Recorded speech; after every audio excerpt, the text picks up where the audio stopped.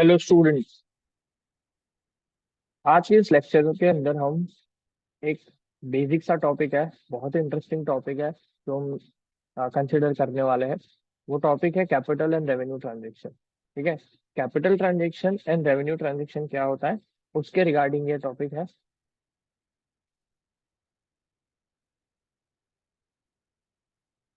Simply speaking, अगर आपको ऐसा बोला जाए कि कैपिटल ट्रांजेक्शन क्या है एंड रेवेन्यू ट्रांजेक्शन क्या है, पहले तो ये समझने के लिए पहले ट्रांजेक्शन क्या है वो समझना जरूरी है। ठीक है। ट्रांजेक्शन मतलब एक पार्टी कुछ लेती है सामने से, हमें कुछ देना पड़ता है। It is that simple. Transaction is what when transaction occur, वो समझना पहले जरूरी है। जब कोई चीज आप परचेज करने के लिए जाते हो, तो वो चीज आप परचेज करोगे, उसके सामने कुछ ना कुछ पे करोगे, या तो पैसे पे करोगे या तो लायबिलिटी क्रिएट हो गई, तो वो नेक्स्ट मतलब फॉर फ्यूचर में कुछ पे करने वाले हो।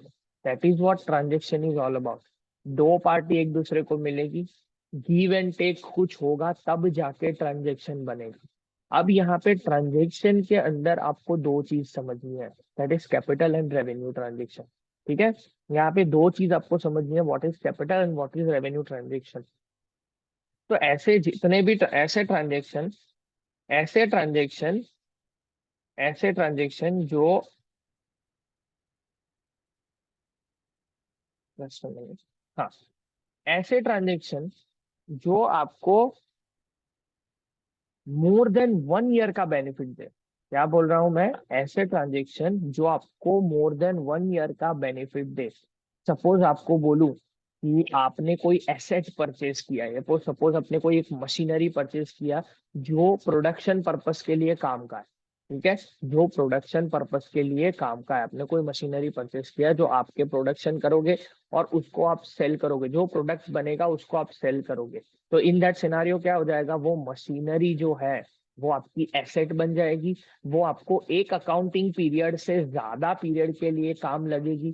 ठीक है। तो इसको क्या बोलेंगे, जब एक अकाउंटिंग पीरियड से मतलब ए मोर देन 1 ईयर अगर आपको कोई चीज काम की बन जाए, मोर देन 1 ईयर अगर कोई चीज है जो आपके लिए बेनिफिशियल बन जाए, तो इन दैट सिनारियो उसको क्या बोल सकते हैं हम, कैपिटल ट्रांजेक्शन बोल सकते हैं। तो कोई भी एसेट परचेज किया आपने जो आपको मोर देन 1 ईयर आपको बेनिफिट देने वाली है, तो फिर वो आपका कैपिटल ट्रांजेक्शन हो जाएगा। It is that simple. कोई प्लांट एंड मशीनरी आपने बिल्ड किया आप अपने बिजनेस के अंदर जो आपको प्रोडक्शन में हेल्प करेगा, तो इन दैट सिनेरियो वो प्लांट एंड मशीनरी भी क्या हो जाएगा, कैपिटल एसेट हो, कैपिटल ट्रांजेक्शन हो जाएगा। कोई आपने लोन लोन लिया, सपोज आप सोचो कि आपने लोन लिया, अब लोन 10 साल का है, तो वो लायबिलिटी भी जो है आपकी वो 10 साल की है ना। मोर देन 1 ईयर के लिए वो पैसे जो मिले, वो एक से ज्यादा पीरियड के लिए, 1 साल से ज्यादा पीरियड के लिए आपको बेनिफिट दे रहा है, तो इन दैट सिनेरियो वो भी कैपिटल ट्रांजेक्शन माना जाएगा। अभी सिर्फ ट्रांजेक्शन की बात है। तो यहाँ पे जो कैरेक्टरिस्टिक्स उन्होंने लिखी हुई है जो नोट्स में, पहले क्या है, पहले है कि व्हाट इज कैपिटल ट्रांजेक्शन। तो ये रहा कैपिटल ट्रांजेक्शन की पहली जो कैरेक्टरिस्टिक्स है जो मैंने समझाई आपको, कि लॉन्ग टर्म इफेक्ट देती है आपको, बेनिफिट लॉन्ग टर्म इफेक्ट होती है। कोई भी कैपिटल ट्रांजेक्शन होगी उसकी लॉन्ग टर्म इफेक्ट ही होगी हमेशा। दूसरी जो इफेक्ट है उसकी मतलब दूसरा जो कैरेक्टरिस्टिक्स है जिससे आपको पता चल जाएगा कि कैपिटल ही है, वो नॉन रिकरिंग इन नेचर है। मतलब ये रेगुलरली नहीं होंगे। अगर कोई ट्रांजेक्शन कैपिटल है तो वो रेगुलरली नहीं होगा। आपको सिंपल सिंपल बताता हूँ। अगर कोई ट्रांजेक्शन ऐसा है, सपोज आप प्लांट एंड मशीनरी, प्लांट आपने बिल्ड किया, आप अपने बिजनेस के अंदर प्लांट बिल्डअप किया, क्या हर साल प्लांट बिल्डअप करोगे आप? नहीं करोगे हर साल। आपने बड़ा सा एक मशीनरी लिया प्रोडक्शन पर्पस के लिए, हर साल आप प्रोडक्शन के लिए मशीनरी परचेस करोगे? रेगुलरली हर महीने परचेस करोगे? नहीं, उसका मेंटेनेंस रेगुलरली कराओगे, लेकिन मशीनरी परचेस तो एक ही बार करोगे, फिर 10 साल के बाद दूसरा करोगे। तो इसी वजह से नॉन रिकरिंग का मतलब क्या है, रेगुलर नहीं होता। Regular time to time regular, जैसे रेगुलर ट्रांजेक्शन मतलब कैसे, सैलरी किसी को पे करनी है, कोई एम्प्लॉय आपने रखा है तो उसको सैलरी तो आपको रेगुलर देनी पड़ेगी, तो इन दैट सिनारियो वो रिकरिंग ट्रांजेक्शन हो गया। रिकरिंग मतलब क्या, टाइम टू टाइम रेगुलरली होना कोई ट्रांजेक्शन, उसको बोलते हैं रिकरिंग इन नेचर। यहाँ पे नॉन रिकरिंग इन नेचर है। कैपिटल ट्रांजेक्शन की एक दूसरी कैरेक्टरिस्टिक्स यही है कि ये नॉन रिकरिंग इन नेचर है। मतलब क्या, ये regularly time to time regularly नहीं होता है, ये रिक्वायरमेंट के अकॉर्डिंग होता है। जब आपको रिक्वायरमेंट है तभी आप एसेट परचेस करोगे, जब आपको रिक्वायरमेंट है तभी आप लोन लोगे। तो इन दैट सिनारियो क्या हो जाएगा, ये नॉन रिकरिंग इन नेचर होगा। कैपिटल ट्रांजेक्शन की दो इफेक्ट, दो जो मेन कैरेक्टरिस्टिक्स है, कैसे पता चलेगा कि कोई ट्रांजेक्शन है वो कैपिटल ट्रांजेक्शन है। तो कैपिटल ट्रांजेक्शन पहले तो हमें ये देखना है कि क्या वो लॉन्ग टर्म इफेक्ट दे रहा है, मतलब एक अकाउंटिंग ईयर से 1 ईयर से ज्यादा का बेनिफिट दे रहा है या ज्यादा का बेनिफिट ले रहा है हमारे पास, तो इन दैट सिनारियो वो कैपिटल ट्रांजेक्शन माना जाएगा। दूसरी कैरेक्टरिस्टिक्स कि वो नॉन रिकरिंग इन नेचर होना चाहिए, रिकरिंग नहीं होना चाहिए, वो नॉन रिकरिंग होना चाहिए। ठीक है। इससे पूरा उल्टा रेवेन्यू ट्रांजेक्शन। रेवेन्यू ट्रांजेक्शन मतलब सिंपल सिंपल है, उसका उल्टा। कोई ट्रांजेक्शन ऐसा है जो शॉर्ट टर्म इफेक्ट दे रहा है। शॉर्ट टर्म इफेक्ट मतलब क्या, विद इन अ ईयर वो खत्म हो जाता है। सपोज मैंने सैलरी का एग्जांपल लिया था, तो सैलरी एम्प्लॉय, आपका कोई एम्प्लॉय है, सपोज सपोज आपका कोई एम्प्लॉय है, आपने उसको हर मंथ पे 15,000 की सैलरी के ऊपर रखा हुआ है। एवरी मंथ 15,000 रुपए आप उनको दोगे for each and every month. एक महीना खत्म हुआ, आपने उनको 15,000 दे दिए। क्या दूसरे महीने के लिए वो काम करेगा? हाँ करेगा, अगर आप 15,000 रुपए दूसरे महीने के लिए उसको दोगे। एक महीने का काम वो करेगा, ऑलरेडी कर चुका 15,000 के लिए। अगर आप बोलोगे नेक्स्ट एक महीना काम कर, तो आपके पास वो कमिटमेंट लेगा कि आप 15,000 रुपए मुझे दोगे। सपोज आप दूसरे महीने काम किया, उसने 15,000 आपने दे दिया, तो दूसरे महीने का काम खत्म। तीसरे महीने के लिए अगर काम करना है तो अगेन आपको क्या करना पड़ेगा, 15,000 उनको देना पड़ेगा। मतलब क्या है, ये रेगुलरली ट्रांजेक्शन हो रहा है और इसका बेनिफिट आपको नॉर्मली 1 साल से कम मिल रहा है। एक बार ही आपने जो ये सैलरी का खर्चा किया, ये सैलरी का एक बार जो खर्चा किया 15,000 रुपए, वो आपको बेनिफिट सिर्फ एक महीने के लिए ही दे रहा है। मैं वो समझाने की कोशिश कर रहा हूँ। तो ऐसे ट्रांजेक्शन जो आपको शॉर्ट टर्म के लिए बेनिफिट दे रहे हैं, शॉर्ट टर्म इफेक्ट क्रिएट कर रहे हैं, तो इन दैट सिनारियो वो रेवेन्यू ट्रांजेक्शन हो जाएंगे। सपोज आपको बताऊं कि आपने किसी को लोन दिया है, आपने किसी को लोन दिया, उसके ऊपर आपको इंटरेस्ट रिसीव हो रहा है। आपको इंटरेस्ट, तो वो इंटरेस्ट 1 साल का ही होगा ना, 1 साल का या तो उससे कम पीरियड का होगा वो इंटरेस्ट जो मिलेगा वो। तो इन दैट सिनारियो वो क्या हो जाएगा, रेवेन्यू ट्रांजेक्शन हो जाएगा। वो इंटरेस्ट जो मिल रहा है रेगुलर नेचर का है, वो इंटरेस्ट हर साल मिलेगा। तो वो जो इंटरेस्ट का अमाउंट है वो तो 1 साल या उससे कम का है। तो फिर इन दैट सिनारियो वो शॉर्ट टर्म इफेक्ट हो गई। शॉर्ट टर्म इफेक्ट मतलब रेवेन्यू ट्रांजेक्शन। तो अगर आपका कोई ट्रांजेक्शन ऐसा है जो शॉर्ट टर्म इफेक्ट क्रिएट कर रहा है, मतलब लेस देन और इक्वल टू 1 ईयर का अगर है, तो इन दैट सिनारियो वो रेवेन्यू इन नेचर हो जाएगा ट्रांजेक्शन। और उसकी दूसरी कैरेक्टरिस्टिक्स है वो कैपिटल ट्रांजेक्शन से उल्टा, मतलब वो रिकरिंग इन नेचर है।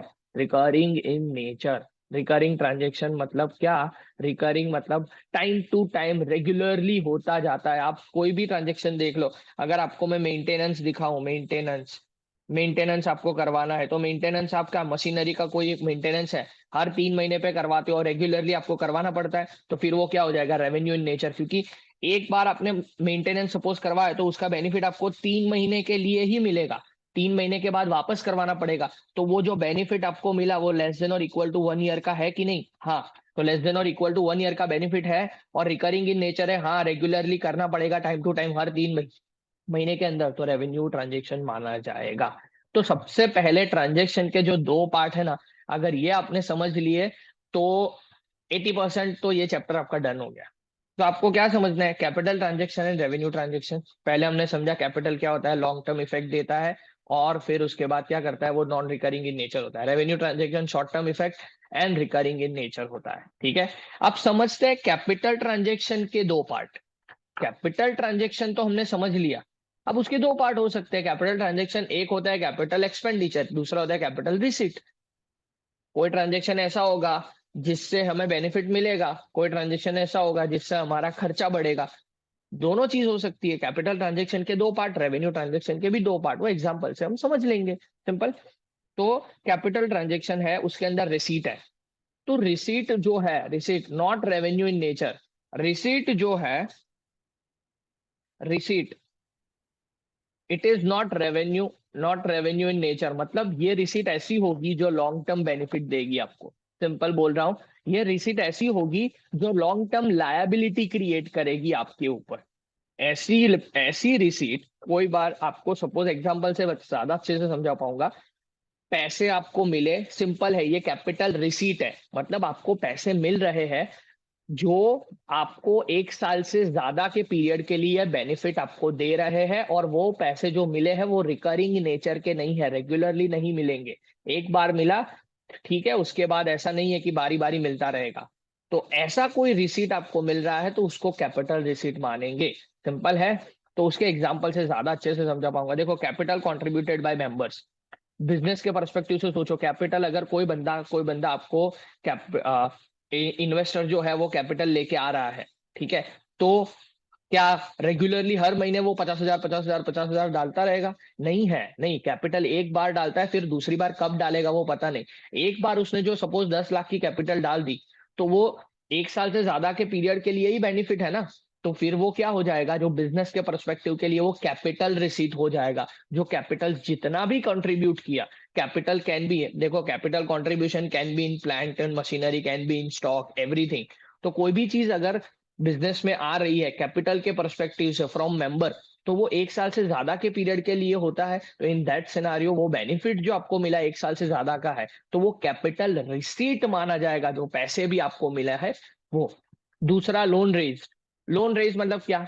आपने लोन लिया, लोन लिया, हाँ, रिसीट है, रिसीट मतलब मिला है, आपने लोन लिया, बैंक के पास से आपने लोन लिया। तो अगर पैसे आपको मिले, तो इन दैट सिनारियो 10 साल, सपोज 5 साल की लायबिलिटी है, 5 साल की लोन आपने लिया, तो 5 साल के लिए आपको बेनिफिट तो मिला, वो पैसों से, जो पैसे मिले हैं उससे 5 साल का बेनिफिट मिला।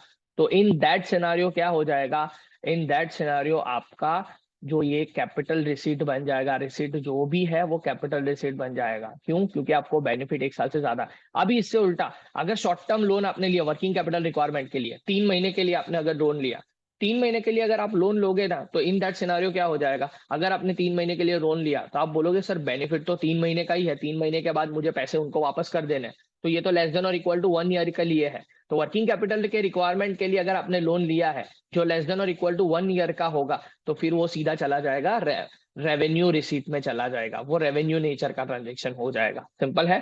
फिर आता है लाइफ मेंबरशिप फी। सोच लो, एक बारी आपने आपने कोई भी क्लब के अंदर लाइफ मेंबरशिप फी पे कर दी, तो वो क्लब के परस्पेक्टिव से सोचो, एक बारी रिसीट हुआ किसी भी एक कस्टमर के पास से life membership fee, club holder जो मेंबर होते हैं उसके पास से life membership fee, suppose 5 lakh रुपए लाइफ मेंबरशिप फी आपने पे कर दी। तो from the perspective of that club, आप सोचो, एक बारी मिला, बाद में अब कभी भी ये कस्टमर के पास, ये मेंबर के पास से 1 रुपया भी नहीं मिलने वाला है। तो फिर इन दैट सिनारियो वो लाइफ मेंबरशिप फी जो मिली, एक ही बार मिली, और वो जो बेनिफिट है वो मोर देन 1 ईयर का बेनिफिट है, जो रिसीट जो हुआ 1 साल से ज्यादा के लिए, वो मेंबर अब तो लाइफ मेंबरशिप हो गई उसकी। तो फिर इन दैट सिनारियो वो कैपिटल इन नेचर हो जाएगा। फिर लेगेसीज, लेगेसीज मतलब सिंपल बोलूं ना, तो आपके एंसेस्टर्स से जो आपको मिलता है, एंसेस्टर्स से जो आपको मिलता है इन व्हील या in nature, by inherent, inherent nature में होता है। सपोज आपको बोलूं कि लेगेसीज को समझने के लिए आपको क्या समझना पड़ेगा, आपको एक क्रिकेट का एग्जांपल देता हूँ। सपोज एशेज सीरीज है, एशेज सीरीज खेली जाती है, मतलब क्रिकेट के टूर्नामेंट है, वो एशेज सीरीज खेला जाता है ऑस्ट्रेलिया एंड इंग्लैंड के बीच में, ठीक है। तो वो बरसों से चला आ रही है, वो राइवलरी बोलते हैं उसको, राइवलरी बरसों से चली आ रही है। तो ऑस्ट्रेलिया और इंग्लैंड के जो क्रिकेटर्स जो पहले के रह चुके, वो भी वही एशेज सीरीज खेलते हैं, और आज के जो नए भी क्रिकेटर्स आएंगे वो भी वही एशेज सीरीज खेलेंगे। तो इसको लेगेसी बोलते हैं, कि पहले से वो इनहेरेंट इन नेचर, अगर आप ऑस्ट्रेलियन क्रिकेटर हो तो आपके पास वो लेगेसी है, आपकी लेगेसी है कि आपको खेलना ही पड़ेगा, वो आपको वो ऐसी सीरीज में पार्ट लेना ही पड़ेगा, ठीक है। तो वो लेगेसी होती है। दूसरी चीज आपको ये एनजीओ के परस्पेक्टिव से समझा देता हूँ, एनपीओ, नॉन प्रॉफिट ऑर्गेनाइजेशन के परस्पेक्टिव से समझा देता हूँ, कि कोई लेगेसी रिसीव्ड होती है, मतलब कोई एंसेस्टर्स मर जाता है तो उसकी लेगेसी, उसके पास जो पैसे थे वो व्हील में, तो वो लेगेसी वो कंट्रीब्यूट करना चाहता है, तो उसको डोनेशन नहीं मानेंगे, उसको लेगेसी मानेंगे कि उन्होंने इनहेरेंट इन नेचर ये एनजीओ को कुछ पैसे दिए। तो ये मोर देन 1 ईयर के बेनिफिट के लिए होता है ना, ये 1-2 साल के लिए थोड़ी होती है लेगेसी। तो इन दैट सिनारियो वो क्या हो जाता है, कैपिटल इन नेचर होता है। And share capital, share capital आप सोचो, एक बारी शेयर कैपिटल लिया तो फिर तो सालों साल वो कैपिटल का यूज करता है बिजनेस, तो मोर देन 1 ईयर का बेनिफिट, अगेन वो कैपिटल रिसीट माना जाएगा। अब उससे उल्टा एक्सपेंडिचर, अगर कोई ट्रांजेक्शन आप खर्चा करते हो, एक्सपेंडिचर देख लो ना, मैं लिखा हुआ ही है मैंने कि expenditure, expenditure incurred on the purchase, alteration और improvement of fixed assets। बहुत ही सिंपल सा डेफिनेशन है। क्या, अगर आपने परचेस करने के लिए, फिक्स्ड एसेट्स को परचेस करने के लिए या अल्टरेशन करने के लिए या इंप्रूवमेंट करने के लिए अगर आपने खर्चा किया है, तो that would be capital asset. So capital expenditure, सोच लो, आपको सिंपल सिंपल सा बता रहा हूं, आपने फिक्स्ड एसेट्स को परचेस किया, देख लो delivery of fixed assets, fixed assets, installation of fixed assets, मतलब सिंपल बोलूं ना, आपने फिक्स्ड एसेट्स परचेस किया 5 लाख रुपए का, तो वो आपको मोर देन 1 ईयर का बेनिफिट देगा, ऑलरेडी मैं आपको बता चुका हूं। तो वो कैपिटल एक्सपेंडिचर हो जाएगा आपका, आपने खर्चा किया, आपने खर्चा किया तो वो कैपिटल एक्सपेंडिचर हो जाएगा। इंस्टॉलेशन, उसके ऊपर इंस्टॉलेशन करवाने का खर्चा जो होगा वो हम कैपिटलाइज कर देते हैं। 5 लाख का सपोज आपने मशीनरी परचेस किया, उसके ऊपर 50,000 का इंस्टॉलेशन चार्जेस किया, तो 5,50,000 रुपए क्या हो जाएंगे, आपका कैपिटलाइज्ड फिगर, तो वो कैपिटलाइज, तो वो क्या हो जाएगा, इंस्टॉलेशन का खर्चा भी, इंस्टॉलेशन का खर्चा भी हो जाएगा एक्सपेंडिचर इन नेचर, वो माना जाएगा कैपिटल एक्सपेंडिचर। फिर इंप्रूवमेंट, नॉट रिपेयर, हाँ, रिपेयर जो है वो रेगुलर नेचर का खर्चा है। इंप्रूवमेंट, कोई एक मशीनरी है, कोई एक मशीनरी है, ठीक है, वो एक सिंपल बोलूं, पहले 100% कैपेसिटी पे वर्क कर रहा था, ठीक है, पहले 100% कैपेसिटी पे वर्क कर रहा था जब फर्स्ट ईयर पे लिया, ठीक है।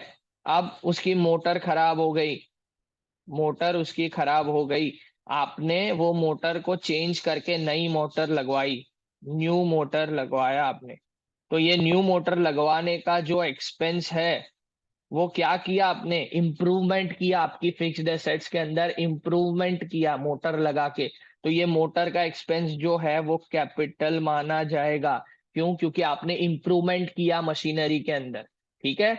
आप मेंटेनेंस जो करवाते हो ना, वो तो मशीनरी को अच्छे से चलाने के लिए करवाते हो, लेकिन आप जो इम्प्रूवमेंट करवाते हो, वो एफिशिएंसी क्या होती है, वो इम्प्रूवमेंट करवाने से आपका जो मनी मेकिंग, इकोनॉमिक ग्रोथ करने की जो कैपेसिटी है वो इंक्रीज हो जाती है। तो रिपेयर, आपको जो भी सिंपल बोलो ना, रिपेयर जो है, रिपेयर करवाना अगर कोई खर्चा है, नॉर्मल रिपेयरिंग का खर्चा जो है वो पीएनएल में जाएगा, मतलब वो रेवेन्यू इन नेचर का होगा। लेकिन अगर आपने कोई बड़ा सा इंप्रूवमेंट करवा दिया, तो फिर वो क्या हो जाएगा, कैपिटल ट्रांजेक्शन माना जाएगा। Legal cost of buying property, एक बड़ी सी प्रॉपर्टी आपने बाय किया, वो बड़ी सी प्रॉपर्टी बाय करोगे तो बट ऑब्वियस है खर्चा होगा, कैपिटल एक्सपेंडिचर माना जाएगा। अब उसके साथ साथ आपका लीगल चार्जेस, वो सारे चार्जेस जो भी होंगे वो आप क्या करते हो, कैपिटलाइज कर दोगे, तो फिर वो क्या हो जाएगा, लीगल कॉस्ट भी वो कैपिटल इन नेचर में माना जाएगा। डिमोलिशन कॉस्ट, डिमोलिशन कॉस्ट क्या होता है, एक बिल्डिंग को गिराना, मतलब सपोज ऑलरेडी एक बिल्डिंग आपकी बनी हुई है, आपको वो बिल्डिंग अब अच्छी नहीं लग रही है, तो आप उसको गिरा दोगे।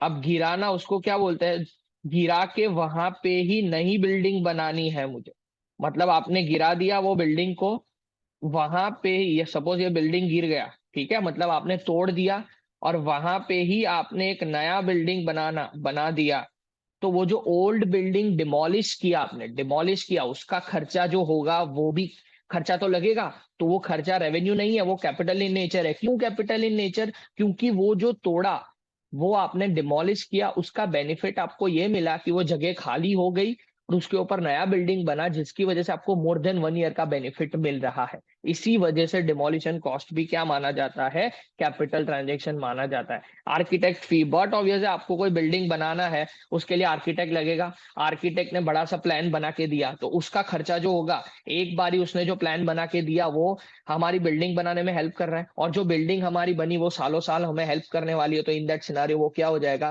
कैपिटल ट्रांजेक्शन हो जाएगा वो भी। एंड ये सबसे इंपॉर्टेंट है, primary expenditure before the commencement of business. अब सॉरी, प्रिलिमिनरी एक्सपेंडिचर, प्राइमरी या प्रिलिमिनरी एक्सपेंडिचर दोनों सेम ही है। अब ये एग्जांपल्स के थ्रू बता देता हूँ।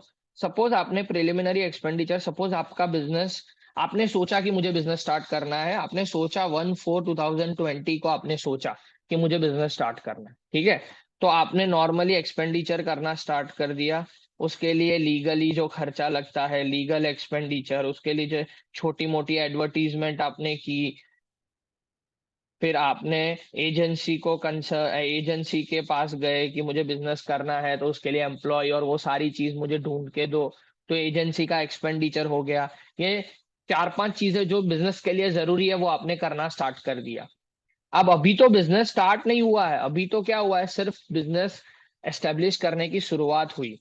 आपने फिर बिजनेस स्टार्ट किया, अल्टीमेटली सारी चीज बेनिफिट में रही, तो आपने 30 सितंबर के दिन बिजनेस स्टार्ट कर दिया। ये आपका बिजनेस स्टार्टिंग का डेट है।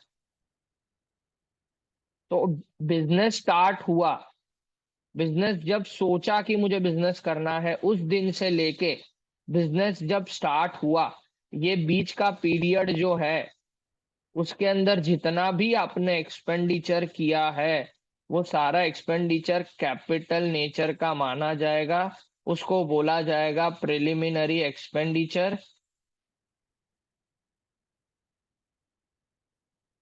और वो जो है प्राइमरी एक्सपेंडिचर, वो कैपिटल नेचर का ही माना जाएगा, वो आपकी एसेट मानी जाएगी, वो आपकी एसेट मानी जाएगी। सिंपल है। क्यों? क्योंकि ये जो खर्चा है, ये खर्चा आपको बेनिफिट दे रहा है। ये खर्चा क्या बेनिफिट दे रहा है कि हमें एक नया बिजनेस स्टार्ट करने को मिला, जो बिजनेस है अब मोर देन वन पीरियड के लिए हमें बेनिफिट देने वाला है। इसी वजह से ये जो ट्रांजेक्शन है बिफोर कमिंसमेंट ऑफ बिजनेस, हाँ, before commencement of business. After commencement of business अगर आपने एडवर्टीजमेंट की तो वो तो रेवेन्यू इन नेचर है, रेगुलर खर्चा है। सिंपल है ना। तो ये सारे खर्चे क्या माना जाएगा? रेवेन्यू कैपिटल इन नेचर माना जाता है। सिंपल। फिर आता है रेवेन्यू ट्रांजेक्शन। रेवेन्यू ट्रांजेक्शन जो है उसमें दो टाइप के ट्रांजेक्शन होते हैं। रेवेन्यू में दो टाइप के ट्रांजेक्शन होते हैं। Same, expenditure and receipt. यहाँ पे थोड़ा उल्टा हो गया है, हाँ? ऊपर रिसीट है, यहाँ पे रेवेन्यू में पहले एक्सपेंडिचर है। देखो पूरा उससे उल्टा, जो ऑलरेडी मैं डिस्कस कर चुका हूँ उससे ज्यादा कुछ नहीं है। देखो already incurred for running management of the business, अगर कोई खर्चा है जो बिजनेस को normally day to day business run करने के लिए खर्चा हो रहा है, तो उसको रेवेन्यू एक्सपेंडिचर बोलेंगे हम लोग, इनकर्ड फॉर रनिंग। और ये रिकरिंग इन नेचर का होता है, जो बेनिफिट आपको क्या कर, जो बेनिफिट आपको एक साल से अंदर का देता है। पेट्रोल और डीजल इन कार, कार में पेट्रोल डीजल, अरे भाई 2-4 दिन में खत्म हो जाता है, वापस डलवाना पड़ेगा, तो वो तो रेवेन्यू इन नेचर का खर्चा हो गया। Maintenance of fix asset, already ऊपर बता चुका हूँ, मेंटेनेंस जो है वो रिकरिंग इन नेचर, रेगुलर करना पड़ता है। एक बार मेंटेनेंस करवा दिया, 4 साल तक चलेगा क्या? नहीं, regular in nature, with in 3 months वापस करवाना पड़ेगा। Administration of the business, normal administration का खर्चा, मतलब सैलरी देना, ऑडिट फी देना, तो ये सारे खर्चे क्या है? इन रेवेन्यू इन नेचर के खर्चे। फिर सेलिंग एंड डिस्ट्रीब्यूशन एक्सपेंडिचर, मतलब एडवर्टीजमेंट करना, डिस्ट्रीब्यूशन का खर्चा। वैन का खर्चा, वैन जो परचेस किया, वैन परचेस किया, डिलीवरी वैन, तो वो कैपिटल खर्चा है। हाँ, डिलीवरी वैन परचेस किया तो एक साल से ज्यादा के लिए बेनिफिट देगा। लेकिन वैन का जो डेप्रिसिएशन है वो रेवेन्यू इन नेचर का खर्चा है। सेलिंग एंड डिस्ट्रीब्यूशन, नॉर्मली आपको, आपने कमीशन दिया कोई एजेंट को सेल करने के लिए, तो हर साल कुछ ना कुछ कमीशन उसको देना पड़ेगा रेगुलरली, तो इन दैट सिनारियो वो रैली रेवेन्यू इन नेचर का खर्चा हो गया। उससे पूरा उल्टा, receipt received in course of normal activity. Normal activity में आपको जो पैसे मिल रहे हैं नॉर्मली बिजनेस एक्टिविटी के अंदर, नॉर्मल बिजनेस एक्टिविटी के अंदर आपको जो पैसे मिल रहे हैं ना, वो रेवेन्यू इन नेचर, वो रिकरिंग होने चाहिए। नॉर्मल सेल किया, गुड्स या सर्विस आपने सेल किया, तो इन दैट सिनारियो वो रेवेन्यू इन नेचर का ट्रांजेक्शन हो गया। डिस्काउंट या कमीशन रिसीव देख लो, ये विद इन 1 ईयर वाले ट्रांजेक्शन है। With in 1 year, with in a financial year आपको जो जो चीजें मिलेगी उसको बोलेंगे रिसीट। तो सेल ऑफ गुड्स और services, discount and commission received, interest on bank deposit देख लो, ये सारे। Donation in general nature, donation है ना, उसके दो पार्ट होते हैं। डोनेशन एक स्पेसिफिक पर्पस के लिए जो होता है वो कैपिटल रिसीट में जाता है, कैपिटल रिसीट में जाता है। यहाँ पे आप ऐड कर सकते हो कि donation specific, for specific, specific reason के लिए स्पेसिफिक रीजन के लिए अगर आपको डोनेशन मिल रहा है तो फिर इन दैट सिनारियो वो डोनेशन क्या माना जाता है, मोर देन 1 ईयर के बेनिफिट के लिए होता है। अब स्पेसिफिक डोनेशन आपको बताओ ना, आपको ऐसा सुना होगा आपने कि बिल्डिंग बनाना है, उसके लिए फंड रेज कर रहे हो, तो वो बिल्डिंग बनाना है उसके लिए फंड रेज करना है, तो वो डोनेशन आपको करना है, तो वो स्पेसिफिकली कोई रीजन के लिए आप डोनेट करोगे, तो इन दैट सिनारियो वो क्या हो जाएगा, कैपिटल ट्रांजेक्शन। लेकिन आपने नॉर्मली डोनेट किया जिसका कोई पर्पस नहीं है, नॉर्मली कोई पर्पस क्या, कुछ पता नहीं है कि ये पैसे किसके लिए यूज होने वाले, तो फिर वो रेवेन्यू इन नेचर का ट्रांजेक्शन हो जाएगा। And locker rent, normally locker rent जो होती है, एनपीओ जो होता है, non profit organisation, locker use करने के लिए आपको देता है, आप सर्विस लेने के लिए जाते हो तो लॉकर 1-2 दिन यूज करोगे, वापस उसको निकाल दोगे, हर लॉकर रेंट का तो रेगुलर चार्ज भी वो लोग चार्ज करते हैं, फिर वो रेवेन्यू इन नेचर का एक्सपेंडिचर हो जाएगा। देखो अब डिफर्ड रेवेन्यू एक्सपेंडिचर आता है। देखो डिफर्ड रेवेन्यू एक्सपेंडिचर, अब ऐसा कुछ रहा नहीं है कि deferred revenue expenditure, it will be considered as revenue expenditure. Deferred revenue expenditure भी जो है वो रेवेन्यू नेचर का ही बन जाएगा and will go to PNL. अब डिफर्ड रेवेन्यू एक्सपेंडिचर क्या होता है वो पहले एक बार ही फटाफट से बता देता हूँ क्या होता है। सपोज आपका बिजनेस स्टार्ट हुआ, आपने बिजनेस स्टार्ट किया। सबसे बेस्ट एग्जांपल, बिजनेस जब स्टार्ट करते हो तो आप ओपनिंग एक्सपेंडिचर करते हो। ओपनिंग करते हो मतलब सबको खर्चा करके इनवाइट करते हो, वो खाना खिलाते हो, ये सारी चीजें करते हो। तो आपने ओपनिंग किया बिजनेस का, बहुत ही खर्चा किया, तो ओपनिंग का जो एक्सपेंडिचर हुआ, आप सोचो कि ओपनिंग करने का एक्सपेंडिचर ही कितना होता है, 5 लाख या 7 लाख रुपए का एक्सपेंडिचर कर दिया आपने, सबको खिलाया, सबको इनवाइट किया, फिर एडवर्टीजमेंट के लिए खर्चा किया, ये सारे खर्चे जो हुए, बिजनेस स्टार्ट किया और आपने ओपनिंग एक्सपेंडिचर किया। मतलब ओपनिंग किया मतलब सबको बताने के लिए कि भाई हम ये बिजनेस में आ रहे हैं, प्लीज हमें कंसिडर करना। तो ये खर्चा जो हुआ, ये जो ओपनिंग एक्सपेंडिचर जो हुआ, ये जो एक्सपेंडिचर है 5 लाख का, क्या उसको रेवेन्यू में डाल दूं? इसका बेनिफिट जो है, एक बारी भले ही मैंने खर्चा किया लेकिन ये खर्चे का जो बेनिफिट है ना, वो मुझे 3-4 साल तक मिलने वाला है, क्योंकि सबको पता चल गया कि मेरा बिजनेस स्टार्ट हो रहा है। तो इसको मैं रेवेन्यू में तो नहीं डाल सकता क्योंकि इसका बेनिफिट 1 साल से ज्यादा पीरियड के लिए मुझे मिल रहा है। पर इससे मैं कैपिटल भी नहीं कंसिडर कर सकता, कैपिटल ट्रांजेक्शन। क्यों? क्योंकि कैपिटल ट्रांजेक्शन जब आप कंसिडर करते हो ना, तो आपकी एसेट क्रिएट होती है कुछ ना कुछ। देखो आपने ऊपर जो भी मैंने एग्जांपल आपको बताया एक्सपेंडिचर के, देखो फिक्स्ड एसेट्स आपकी क्रिएट होती है, तो फिक्स्ड एसेट्स में लिखोगे बैलेंस शीट में, ठीक है। लीगल प्रॉपर्टी बाय करोगे तो प्रॉपर्टी लिखोगे, आर्किटेक्ट को फी दोगे तो आर्किटेक्ट फी प्रॉपर्टी में इंक्लूड हो जाएगी, तो वो भी वहां पे एसेट में लिखोगे। तो सारे ऐसे एक्सपेंडिचर जो है ना, वो आप लिखोगे कैपिटल के साइड। लेकिन यहाँ पे क्या है, यहाँ पे ये एक्सपेंडिचर है पर ये कैपिट असेट कहाँ क्रिएट हुई, क्या लिखोगे एसेट के ऊपर? अगर लिखना भी है तो क्या लिखोगे कि ओपनिंग एक्सपेंडिचर? नहीं, इसकी कोई एसेट दिख नहीं रही है, ये इनटेंजिबल एसेट एक क्रिएट हो रही है जो दिखती नहीं है। पहले ऐसा हुआ करता था, तो इसको क्या बोलते हैं, डिफर्ड रेवेन्यू एक्सपेंडिचर।